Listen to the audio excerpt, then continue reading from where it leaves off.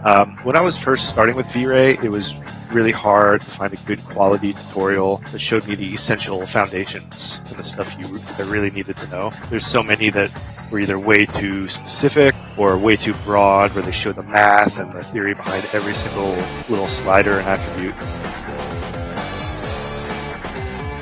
Hi guys, welcome to this V-Ray crash course. My name is Ian Ruhfass, and I'm going to be showing you the basics of V-Ray for Maya. And I'm going to show you the important things that you should be focusing 99% of your time on. This will get you up and running super fast so that you can spend your time creatively.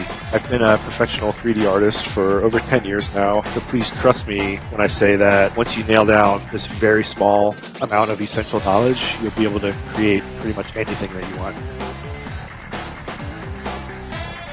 In the first setting, in the first section, I'm going to be going over some render settings, not everything, but just the basics, the important things, how to properly get rid of noise, how to look dev in a very fast, efficient manner, how to raise your quality up when you put it out for production renders. Then we're going to be going over some of the materials, like the V-Ray material, the blend material, two-sided bump material, and I think maybe one or two others. We're going to be going over the basic lights in Maya and V-Ray and how to properly use them. Towards the end, we're going to go over some depth of field, motion blur, how to set up displacement maps. At the very end, I'm going to go through and do a lighting demo to show you how I might light something, so that hopefully you'll be able to see my thought process and pick up some tips and tricks along the way.